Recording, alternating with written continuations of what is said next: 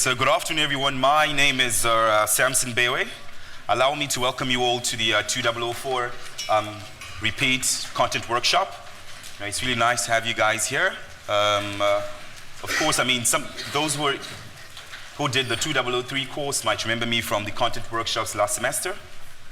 And yeah, you guys did exceptionally well, last semester, and we can only hope we can replicate what you guys did, or perhaps even do better. So these are my contact details. These slides will be up later on tonight. And if you have any problems with the essay, feel free to email me or set up an appointment. And an important thing I would like to put across is a disclaimer. I mean, a lot of things happened last semester, including people referencing my slides. Well, I did enjoy it. I mean, it was like a week of fame, you know, having to see my name, Bewe 2015. I'm like, okay, this is good. But I mean, in academic writing, that's not allowed. I mean, the essence of this workshop is not for you to replicate these slides or to draw information from them. It's to build ideas in order for you to be able to use the literature, the relevant literature. Because this I'm doing here is a summary of other people's literature. In fact, it's actually distorted, if I may put it that way. So what you want to do is not to replicate the slides, draw ideas, conceptualize, go out there, do the research. I mean, that's the core focus of this content lecture. It's just a guide. It's not the model answer. And it's also a disclaimer telling you that what I indicate in these slides is not the answer. It's just a guide to the essay. Part of the research you actually get to do on your own. All right? You guys seem worried. Yeah. It's going to be a smooth transition. Don't be worried. As long as you do your part, you will be fine. So, I mean, for those of you who were here last semester, I did mention this. I mean, it's not my duty, or rather, you may argue that it's not my responsibility to ask you why you're doing this course, or why you're writing this essay in particular. But of course, it's important for you to understand why you are doing this essay, for you to be able to understand what is it that is expected of you. And what is expected of you is to have a good command of the material. So remember, in first year, what you mostly did was an application of theory. I mean, actually, in fact, it's not an application of theory. It was more or less an extreme focus on theory with less application. But in second year, it's more or less a balance between the two, all right? So you've got some theory here, and you've got some application.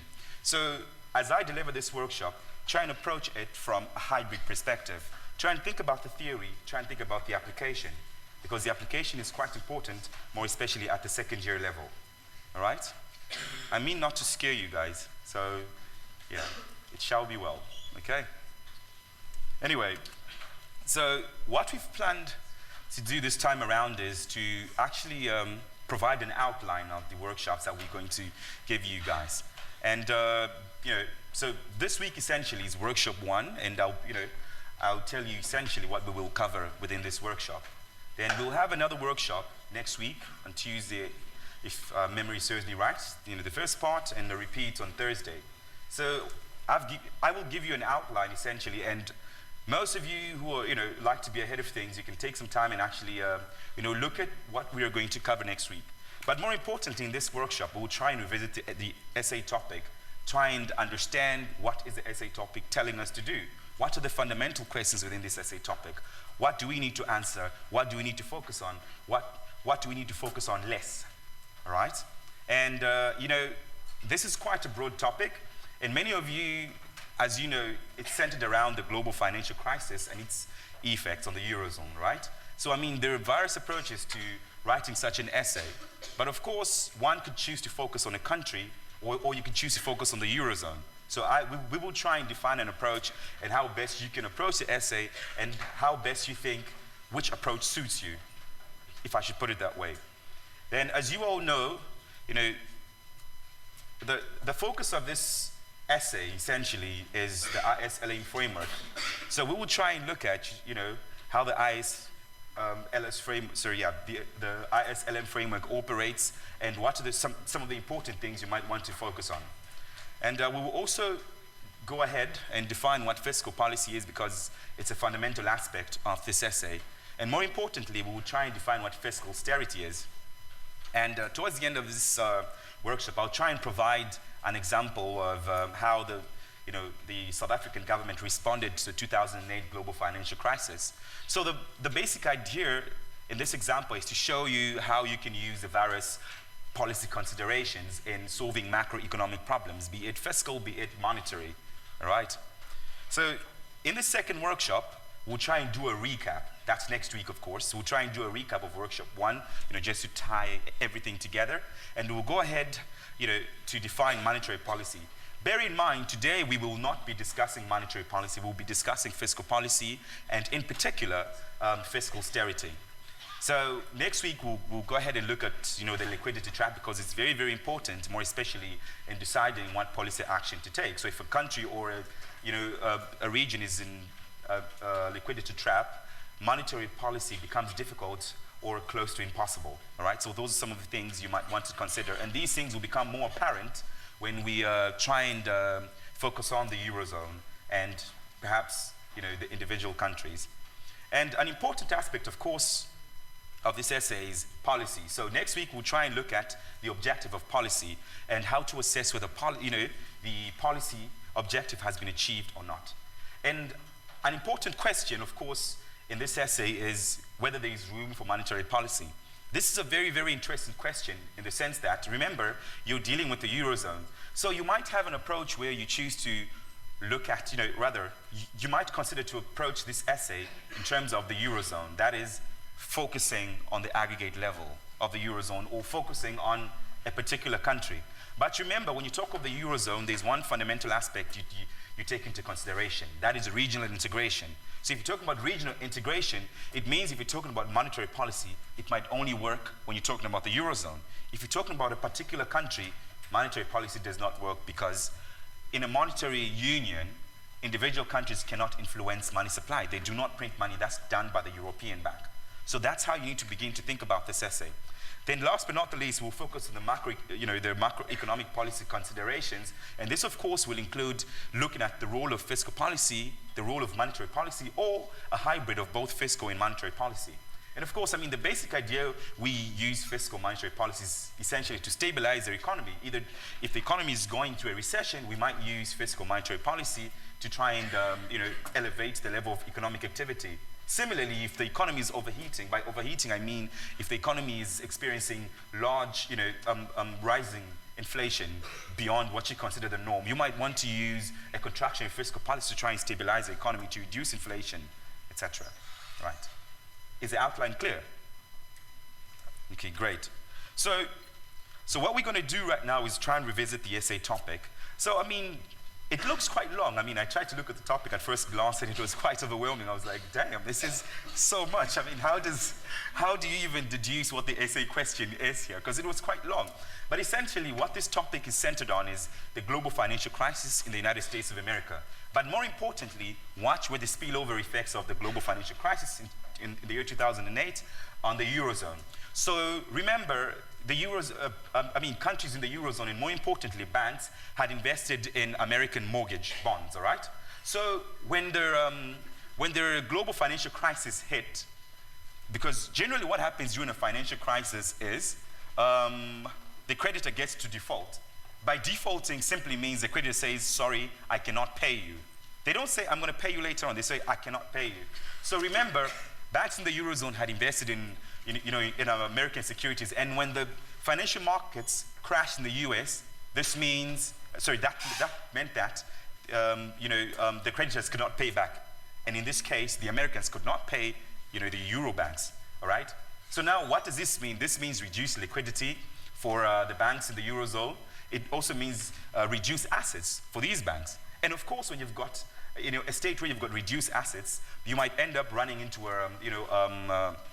what we call a bank closure. So a bank closure is very dangerous because it means instability in the financial system of any one country or any one region. So when you notice financial instability, that has got macroeconomic implications because you might have vast outflow of capital. And that's the least you want to happen to your economy because that's got serious consequences.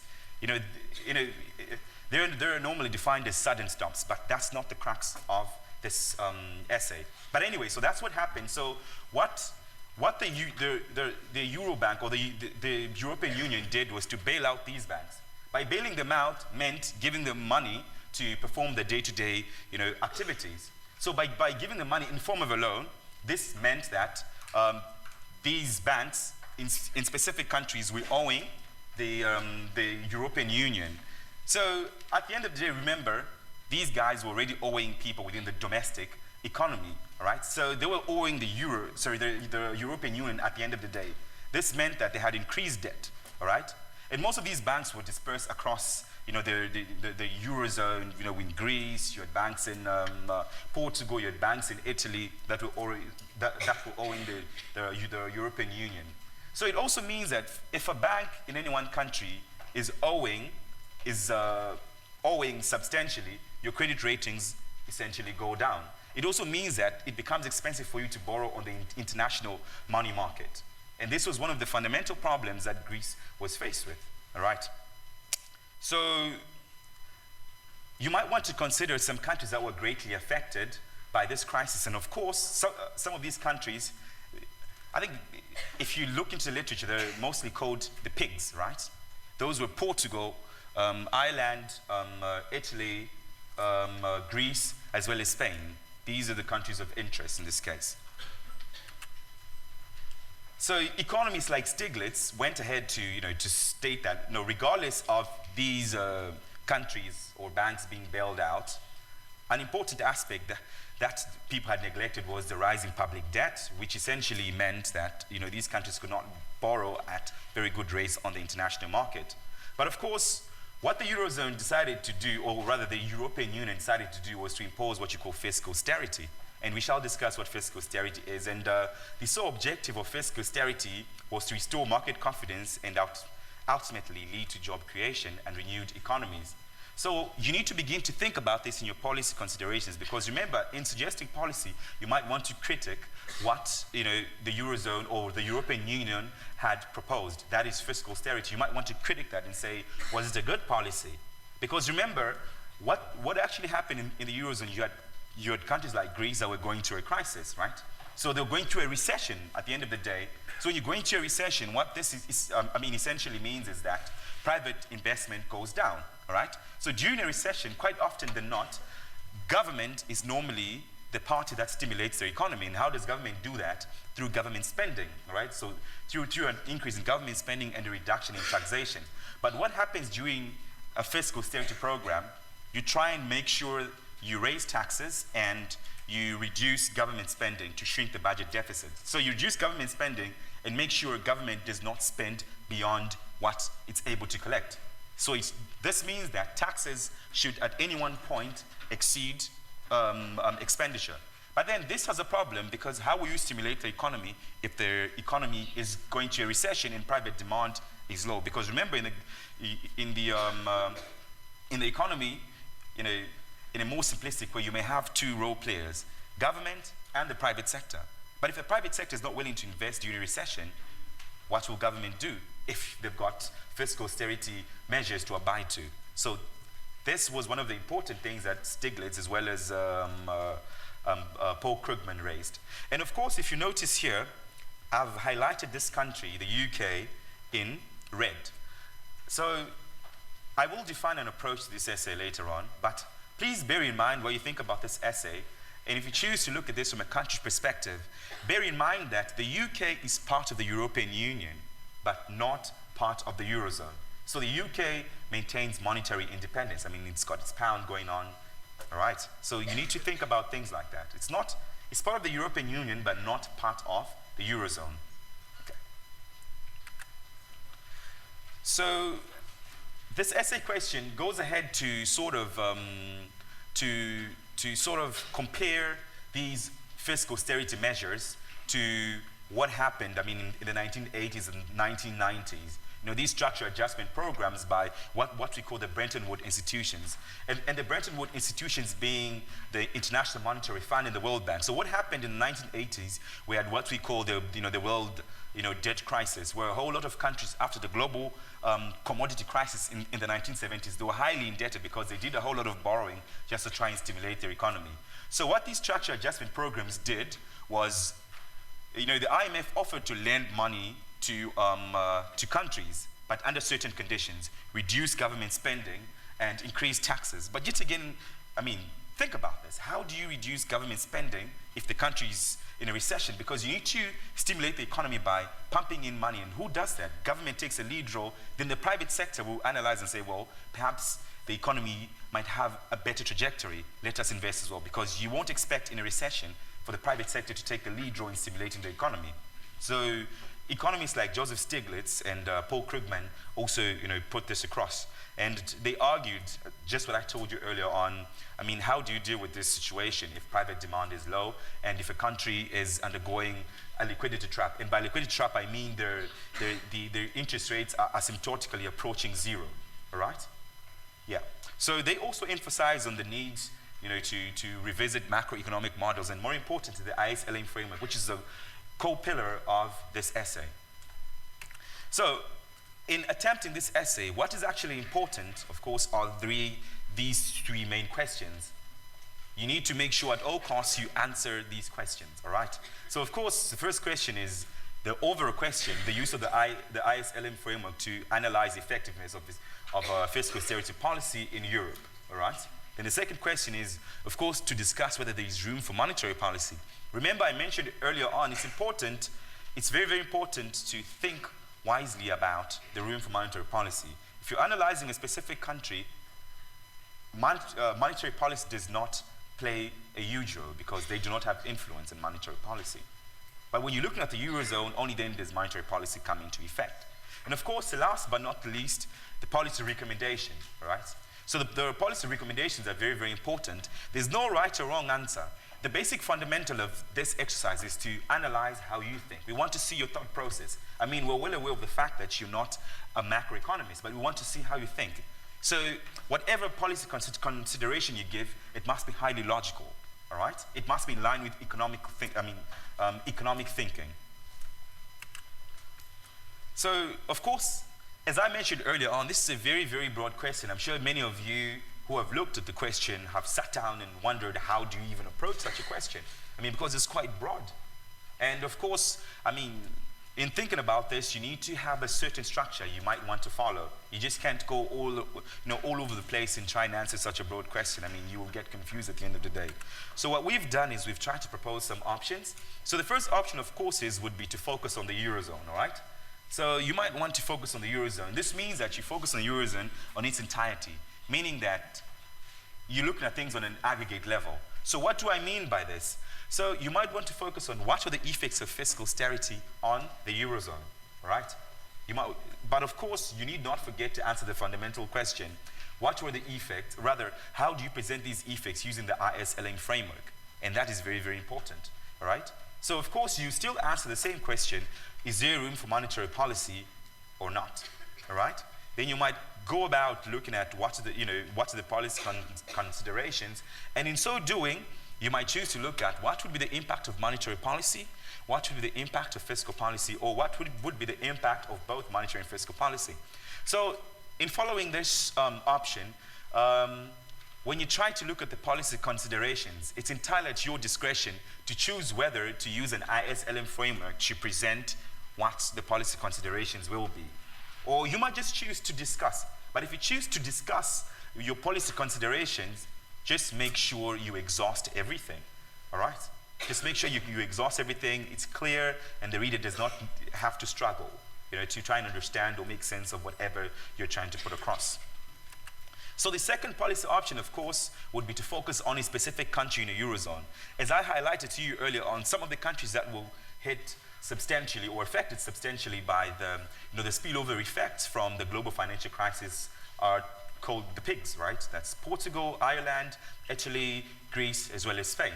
So you might consider using those. I mean, if there are other countries that you feel and there's some substantive literature that actually supports this evidence, you're at liberty to use that country, all right? So you still do the same thing. You still analyze, the effect of a fiscal austerity program on the economy. Of course, this means the effect of a fiscal austerity program on the country of your choice. So in this option, you just focus on one country. But I mean, it's important to highlight within this, how the crisis came about, okay? So you still do the same thing. You go ahead and look at, is there room for monetary policy? As I highlighted to you earlier on, do not fall in the trap of, of trying to suggest how monetary policy, how there is room for monetary policy when you're actually focusing on a specific country. Because remember, it's regional integration. Regional integration means only the European Bank or the European Union actually has influence on monetary policy. When you look at the individual countries, not even Germany nor Italy, let alone France, have influence on money supply. So monetary policy is not an option when you're looking at a specific country. But of course, it's important within your essay to highlight this and say, there is no room for monetary policy because of A, B, C, D, E, F, G. But A, B, C, D, E, F, G, you guys will fill in the blanks, right? Because I'll literally be giving you guys the answer. Yeah. Anyway, so again, when you look at the policy considerations, right, it's also important to think about, the role of monetary as well as fiscal policy. And as I mentioned earlier on, the role of monetary policy is quite limited in this instance, all right? It's quite limited in this instance. And as I already mentioned, you're at liberty either to discuss, the policy considerations or to actually draw a graph highlighting your policy considerations, okay? But most of these issues to deal with policies, we shall discuss them next week. And by the time we're done with this, you guys will have some good flavor on how to approach this essay, and more importantly, how to make the various, macroeconomic policy considerations. Yes? With the monetary policy, is there, like, if we wanted to occur for this country, and you only say it, then must we speak about the ripple effect that will occur, that will occur for all countries? So they would all have to have consensus on whether this would happen or not. But can we still say if this occurs, so we can use monetary policy, but it will affect the other things? Well, yes, but that's highly dependent. That's a very good question. That's a very good question. So his question rather is that should he mention in his essay when he's focusing on a specific country, whether assuming the European Union decides to carry out or rather put in play monetary policy, that it will affect other countries. There's some multiplier effects. That's a very good point he's raised. But the issue is that would be on speculation, all right? Because remember, any one country does not have an influence on monetary policy. So it's more or less sitting down and remaining fairly optimistic, waiting for the European Union to actually say, let's carry out monetary policy. But then you want a tangible solution, all right? Because assuming in a case where monetary policy might benefit one economy and might not benefit, let's say, 20 other economies, it's a matter of cost-benefit analysis, right? So you consider how much effect this might have on the other countries. Okay, is that understood? But anyway, I'll make all of this clear because today we're not talking much about policy. I'll make all this clear next week, and I'm sure by the time we're done, I'm confident you should be able to find a way to deal with it. Okay. All right, so of course, depending on what approach you choose, right? So if you choose the first option where you actually focus on the Eurozone, it's important to give some flavor or some background on how this problem came to be. It's quite important. Give us some background. Of course, this is what will distinguish your essay from a person who's looking at this essay from a country perspective. So if you're looking at the Eurozone, give us some flavor on how the Eurozone became indebted. And of course, I've given you part of how the Eurozone became indebted in my earlier discussion. And if you're choosing to look at a specific country, for instance, Greece, you might choose to talk about how this problem became apparent in Greece. And of course, Greece joined the Eurozone, if I'm not mistaken, the year 2000. But one of the biggest problems is Greece was, falsifying information by disclosing wrong macroeconomic indicators. It was not faring exceptionally well in the Eurozone, but it chose to paint this nice and gloomy picture, right? And which brought about a whole lot of problems. But anyway, you guys shall do this research, and I'm sure you will enjoy while you're at it. Anyway, so look, an important part, of course, of this essay is the effect of austerity fiscal policy, in Europe. But of course, by focusing on how this can be shown on the ISLM framework. all right? So this already tells you something, right? It already tells you something, and this, of course, is you need to have a good command of how the ISLM framework operates, right? So what essentially I will do here is to set up the ISLM framework quickly, but I'm quite, I was told by Effie that you guys learned about the ISLM framework last week, so I'm not diving into the mechanics of how you derive an IS curve, how you derive the LM curve. I'm not really concerned about that. So I'm actually concerned about what shifts the IS curve, what shifts the LM curve. That is what I'm going to focus on, because that's what the essay is all about, right? So you will simply apply, for instance, if you're looking at fiscal austerity, you simply apply that on the model. If you're looking at the policy considerations, you just apply that on the model. No need to tell me about how you derive this, how you derive the IS or LM curve. So of course, this is the goods market, and essentially what's happening there is we simply showing a shift in the IS curve. And of course, this shift is essentially attributed to what we call a contractionary fiscal policy, all right? We will discuss what contractionary fiscal policy is later on, but of course, contractionary fiscal policy simply just means, government fiddling with government spending or taxes. And in this case, we've seen an increase in taxes, which means that there's a reduction in aggregate demand, right? Which essentially, when you look at the Canadian model of income and spending, aggregate demand is essentially equal to output. So if you've got an increase in taxes, it means there's a reduction in income, and a reduction in income simply means a reduction in output. That's what's being shown over there. And a similar shift can also be shown in a case where you've got a reduction in government spending, all right? So if you've got a reduction in government spending or a simultaneous reduction in government spending and an increase in taxes results in a leftward shift of the IS curve. When looking at the LM curve, of course, what affects the LM curve is essentially money supply, all right? So it's essentially money supply. So if you increase money supply, of course, output remains as is, but if you increase money supply, this essentially affects interest rates, right? So interest rates are going down. Remember, the price of money is actually interest rates, all right? The price of money is interest rates. So you buy money using interest rates, if I should put it that way, in a more abstract way. So imagine a case where you flood money on the economy. What happens? You flood money on the economy, the price of money goes down because, the market is flooded, there's too much money, so interest rates go down, which is the price of money. That's the basic logic there. And of course, this is essentially the equilibrium, all right? This is essentially the equilibrium, of course, showing the intersection of the equilibrium in the money market as well as the equilibrium in the in the goods market. And of course, this is denoted at point A, and I0 interest rates and Y being your level of output. So what I'm trying to focus on and what is crucial for this essay is for you to be able to understand what is it that shifts the IS curve, what is it that shifts the LM curve. And I mentioned this earlier on. What shifts the IS curve is essentially a change in government spending and a change in taxes, all right?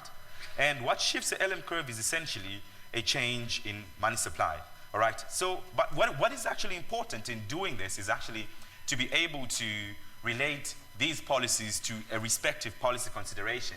So already, if you're talking about fiscal policy, this should go ahead and tell you that if you're talking about fiscal policy, it means you're essentially talking about movement, rather shifts in the IS curve, all right? Similarly, if you're talking about monetary policy, this should go ahead and tell you you're talking about shifts of the LM curve, okay? So an important aspect, of course, is fiscal policy in this case, which we shall discuss now. And of course, because when you talk about fiscal austerity, it's a part of fiscal policy, all right? It's a part of fiscal policy. It's just the way, it's manipulated in a very specific way. And fiscal policy essentially is the use of government spending as well as taxes to influence the level of aggregate demand, or in a more definitive way, to influence economic activity. And if you're talking about fiscal policy, this could essentially be done by manipulating government spending or manipulating taxes. So an important thing that you need to take into consideration is, because remember, the jargon is very important. Don't just say in your essay, if you're talking about policy considerations, you say we're going to increase government spending. Well, that's good, but be more technical. Be more technical. Show that you understand the economics jargon. Say we're going to enact an expansionary fiscal policy. That is really nice. I would love to see that. Okay, that's really, really nice. That's very, very cool. Okay? I know I get like so enthusiastic about this stuff. Like when the student writes that, I'm like, dang, right there. Yeah, yeah. That was a joke. It's the part where you guys laugh. I know I'm not that funny, but anyway, so look. So fiscal policy, right, could be expansionary, right? Could be expansionary or contractionary. So it's important for you to understand that, like I mentioned earlier on, if it's expansionary, you increase government spending, and if it's, you increase government spending, or you decrease taxes, or you do both. Increase government spending and decrease taxes, right? So normally it's also good to begin to think about this. When do you manipulate, when do you look at an expansionary fiscal policy? And normally this, you might normally use an expansionary fiscal policy and, during a period when you're in a recession, right? When the economy is in a recession. Remember I mentioned to you, during a recession, private demand, or rather private investment, is substantially low, yes? What would you call it when you increase government spending and increase tax by the same amount? It would still cause the further outputs to go up. You increase them by the same amount due to the effects. What do you call that? Well, to a larger extent, you might not see the effects of expansionary fiscal policy because they're counteracting each other. So you're more like doing two opposite things. So sometimes what normally happens is government might consider increasing government spending, but increasing taxes relatively, all right? Just slightly, all right? So that won't counteract the effects. Because, I mean, at the end of the day, you need to have an objective of why you carrying out government spending, right? Is it for infrastructure development? Is it to create jobs, right? No, because when we did it in our thing, if you increase them by the same amounts, because the government spending effects goes bigger, it actually still causes output to increase. So there, in that case, what would it be? Find that to be expansionary, even though it's only slight, it's less than what it is. Would it be? And then if you do the opposite, decrease them by the same amount, it would decrease the output slightly. Oh, well, look, at the end of the day, I mean, it's quite difficult to actually get the magnitudes right. Because, I mean, if you say you're going to increase government spending, if you're going to increase government spending by 20%, and you're going to increase taxes by 20%, it's a highly debatable issue because you're increasing government spending by 20%, you're increasing taxes by 20%.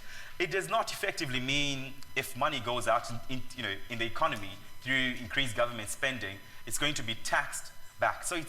So you might expect a case where you increase government spending, right? So you increase government spending by the same proportion as tax.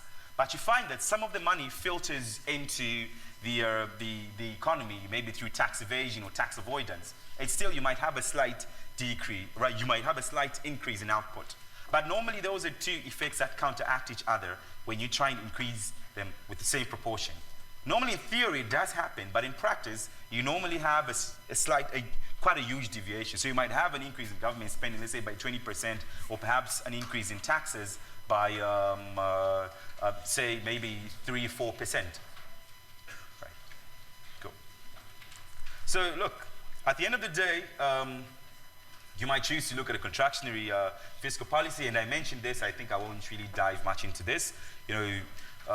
Essentially, when your economy is overheating, you've got very, high levels of inflation, or you've got rising debt, in fact, rising debt or a rising fiscal deficit, you might choose to carry out a contractionary fiscal policy, all right? This is when they normally say, the acts of huge government borrowing tend to have an effect on taxpayers because normally during a contractionary fiscal policy is when they get to feel the pinch, okay? And now, this brings us to an important concept, which is austerity, and metaphorically and quite literally, you might choose to think about austerity in this sense. An austere individual is essentially an individual who essentially spends less than he earns on an annual basis, right? For what reason, we don't know. But more importantly, what we are interested in is to try and understand how economists define fiscal austerity. So, what economists choose to essentially focus on is, the reduction in government spending, with the basic goal of shrinking the budget deficit, all right? But what is also important is the budget deficit structural or cyclical, this is very, very important. It would actually be very, very nice for us to see within your essay when you try and define what fiscal austerity is. And bear in mind, please don't reference these slides. Go and find like your own definition, all right? Yeah, go and find your own definition. So yeah, so it would be important for you to, to actually highlight, to say the shrinking of the structural deficit. But then look, what we're trying to understand here is when you look at fiscal austerity, like I mentioned earlier on, you trying to maintain either a balanced budget. So a balanced budget is essentially when revenues are equal to expenditure.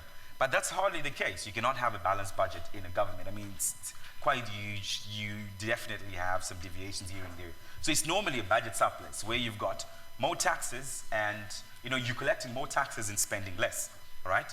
But now it's important to also understand what is a budget deficit. So a budget deficit is when essentially government spends more than it earns, right? So where does government get its money? Through taxes. But now, what is important is government, quite often than not, tends to spend substantially, right? So a lot of economies, in fact, in Africa, tend to incur budget deficits, all right? So they tend to spend more than they earn. But of course, the biggest question is, where does it, because look, government will draft a budget, right? They'll draft a budget and say today, we want to build, let's say, for instance, another university in, let's say, in Mpumalanga, and that will, sort of escalate the cost.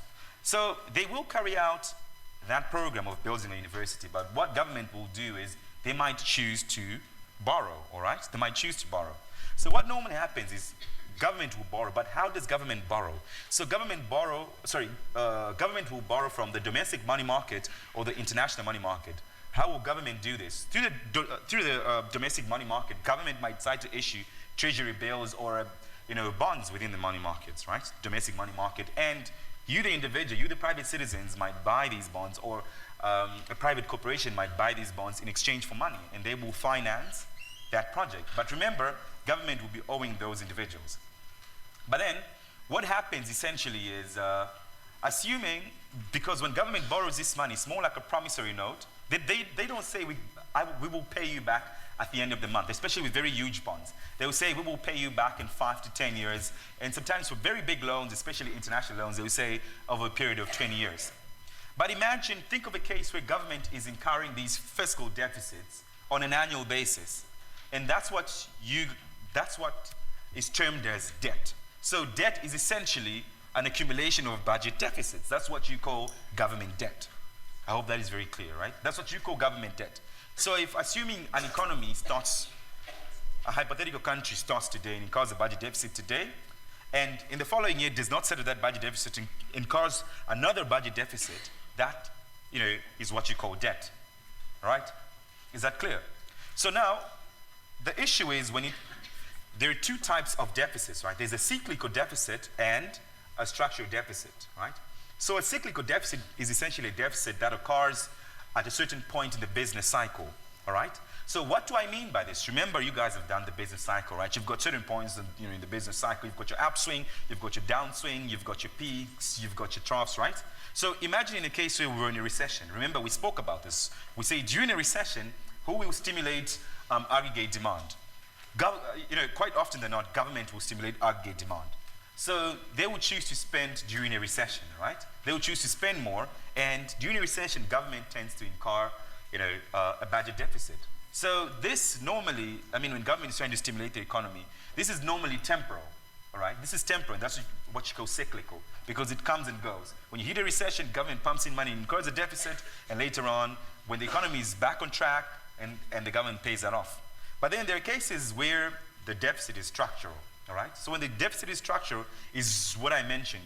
You incur a deficit today, and instead of settling it today, the following year you incur another deficit and it builds up, it becomes debt and debt. It just keeps increasing and increasing and increasing. So the deficit increases year by year, year by year. That's what you call a structural deficit. So it would be nice to see within your essays, while you try and define what fiscal austerity is, you try and explicitly say, the reduction in government spending in trying to shrink a structural deficit. Don't just say fiscal deficit. Say structural deficit, perhaps even define. Just to show, just to brag to the market, you know what you're talking about. It's really cool like that. Yeah. Yeah. I always call that technique, to confuse the enemy, all right? Yeah. Got to confuse the enemy. Yeah. Cool. Yeah. So, of course, an important aspect, that I mentioned earlier on is, that also, Joseph Stiglitz and Paul Krugman mentioned is, look, why do you impose fiscal austerity measures if their economy is very weak, right? Or if the economy is going to a recession? I think I've been talking about, the role of government in a recession. So this is one of the important things you need to begin to think about. In trying to critique the role of, fiscal austerity in the Eurozone or in Europe, this is one of the things you need to think about because it counteracts the effects of, automatic stabilizers. You can always Google that. It's a very fancy, sweet word. You guys will get a very good definition for that. Yeah. So their basic argument is essentially, if our economy is going through a recession and you choose to impose, fiscal austerity measures, the overall fiscal deficit might actually increase. And of course, this might even worsen the economy, depressing the economy substantially, right? And of course, at the end of the day, you really don't want that because, it would take, more than enough resources to actually get the economy out of, that recessionary gap it may be going through. So, taking us to more or less the final part of this workshop is we will try and look at how the South African government responded to the 2008 global financial crisis. Yes?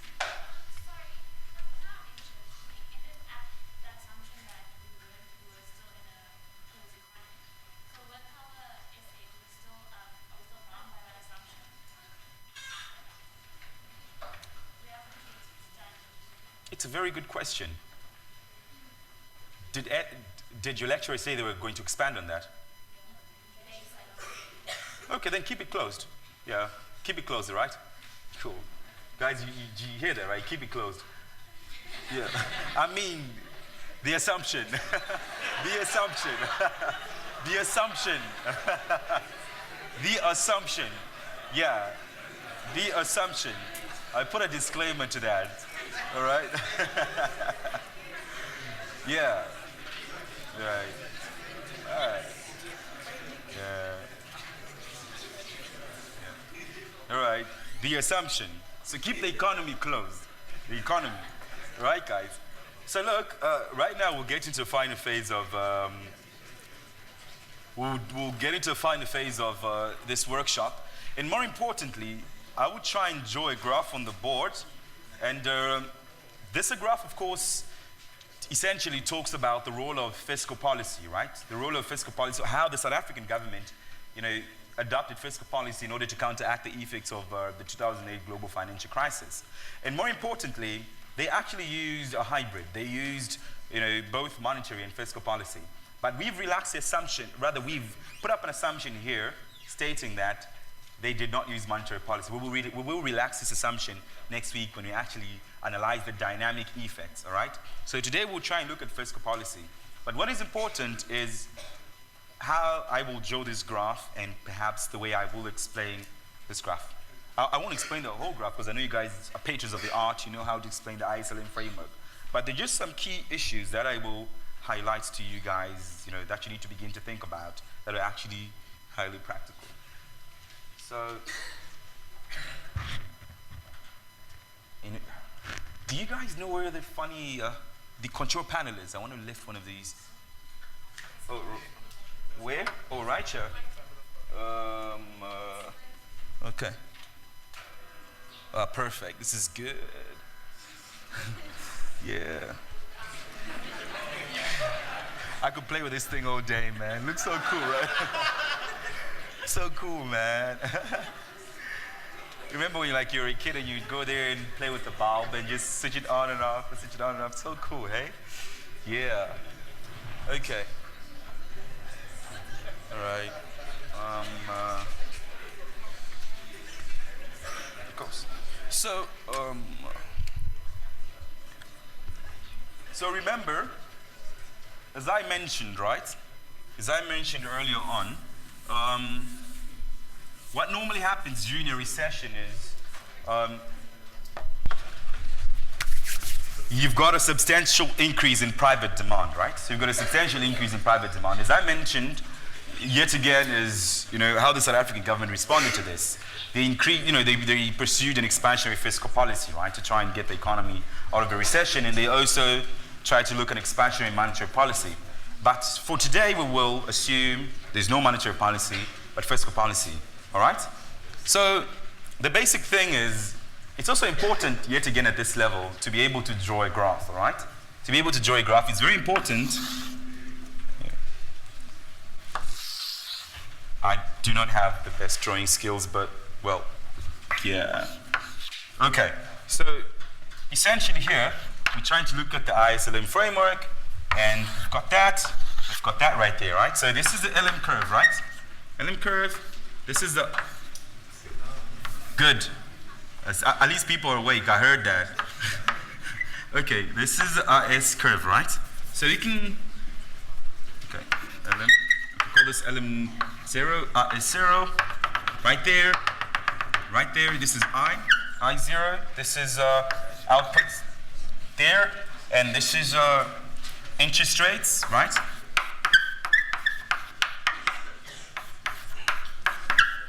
It's the interest rate. This is essentially output, right? So it's always important in your graphs, especially at this level, don't forget to put 0 over there, right? Don't forget to put 0. Because if you don't put a 0 there, in transformation or geometric progression, you can easily turn this graph around. So when you put a 0 there, it means you're in the 4th quadrant. We all know where you are, right? Just, some advice for the future, okay? Yeah. Cool. So what's the basic idea here? So we are saying that, the South African government decided to pursue an expansionary fiscal policy, all right? So this means increasing government spending and or reducing taxes, all right? So what happens? Which curve is going to shift? Did I hear someone say LM? IS. Okay.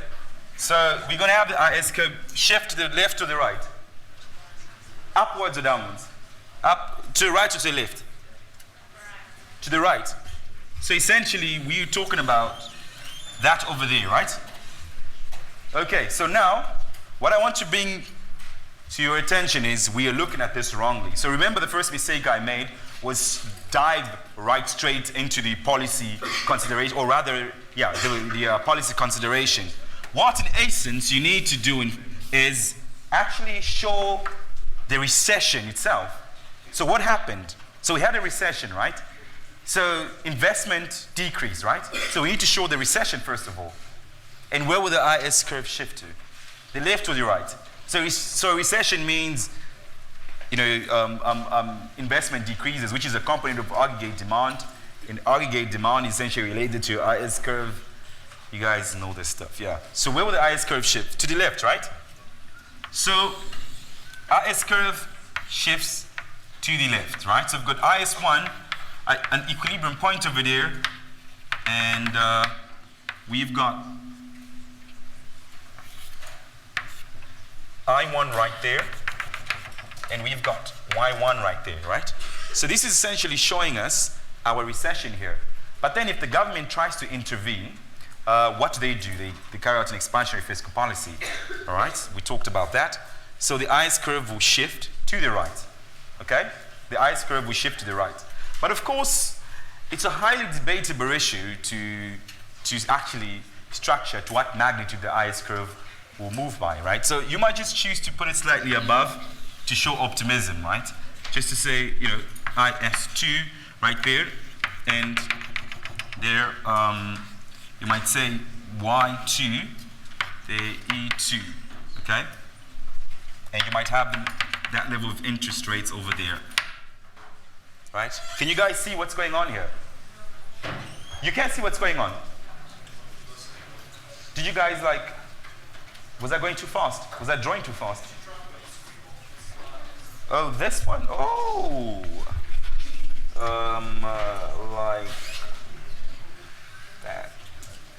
Yeah, it's better, right? Cool.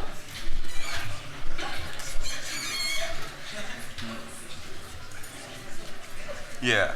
Anyway, so you guys can see this graph, right? So first thing, we've got an initial equilibrium, then we show a recession, right?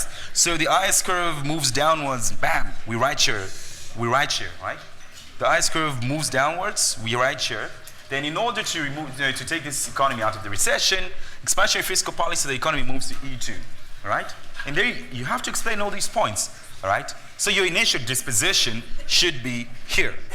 You begin from this point, explain the recession, then, yeah. But remember, I'm just giving you guys a guideline on how to approach these graphs. I do not mean this is a graph of fiscal austerity. I do not mean that, all right? So you need to begin to think about fiscal austerity, all right? You need to begin to think about fiscal austerity. So remember what fiscal austerity is, you know, a reduction in government spending. But yet again, you need to be able to think about when did fiscal austerity occur, all right? You need to think about that. Did it occur at a time when the economy was in a recession or when the economy was booming? You need to think about that. So by thinking about that, that will inform you of the various shifts that you need to make. Yeah, but I mean, if you can understand the logic we followed here, this is pretty much good. If you can understand this, you're able to extrapolate what we're showing here and be able to apply it, you know, following fiscal austerity and the other fancy things you might want to do, you know how it is. Yeah. Okay. So yet again, it's important to also understand that. It's also important to also understand that. Generally, the assumption is we generally have an assumption that we hardly approximate full employment, right? So you might choose to just draw a graph there and you can call it y prime, right? So in doing your analysis, you may call this y prime. This is just the level of full employment, all right? So if you're at this point, you're enjoying the level of full employment, or rather you're at the level of full employment. But then we don't normally reach full employment, we approximate full employment.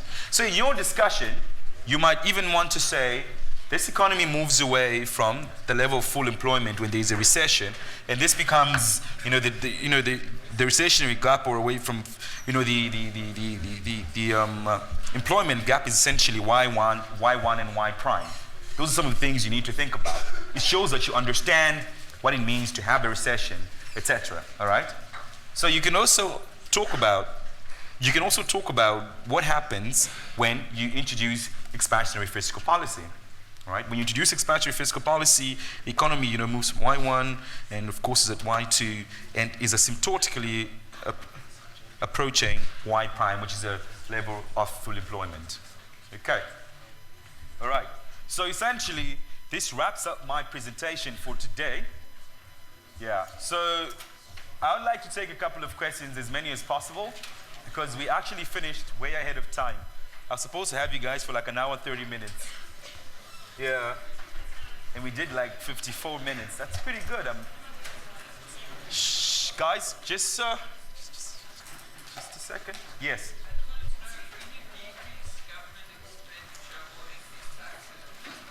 Shh, guys, please. The class is not yet done, by the way. So we're just taking a couple of questions. It's important. You might want to learn from this, because there's certain things that actually pop up in class, and if I answer them here, and if you're not in class, you know what happens. It means that, yeah, you are effectively, you can finish the sentence, yeah. Are they saying then that the consumer confidence increased by more than what the decrease in G or the increase in Sorry, come again? So when you decrease your government expenditure, increase taxes and that fiscal austerity, are they saying then that the consumer confidence will increase by more than that effect, so therefore you come out of the negative impact from that initial recession or whatever? So when you're looking at fiscal austerity, right, the primary basis is not to focus on the consumer. It's essentially to shrink the budget deficit. So they don't really care much about the consumer. It's essentially, so what you're saying is, look, for instance, you owe somebody, and that person tells you, look, you're a student, right? You owe somebody, someone tells you, you stop partying, You won't have 3 meals a day, you have 1 meal a day, right? They don't really care about your health. It's not like they want you to lose weight. No, they want their money back so you can pay them back. That's the basic idea around fiscal austerity. Yeah. So it's not focusing on the consumer, but it's focusing on reducing the reducing the rising budget deficit. So you can pay back the people you owe. So it becomes a little bit complex if you try and focus on, what is the effect on the consumer, etc. Yeah. Is that a hand? Like when you say that white crime taxes, Yes. would you be tampering with the ICE market? Sorry? Like by adding that taxes, would you be tampering with market ICE and No, not quite. So look, essentially what you're just trying to do here is you're just trying to show that this is the full level of employment here. This is full employment right here. So what you're trying to say is what happens during a recession is you move away from full employment. That's the basic idea. Okay? Yeah, that's the basic idea. Don't complicate it. Just like that and you're good. Yeah. Yeah. Any more questions? Comments? Yeah. Sorry? So make sure you sign the register. It's very, very important. It's very important. Any more questions? Any more questions? So look, if you've got a question, you can always step down. I'm right in the front parking up my stuff, and you can ask me a thing or two. Cool. Thank you.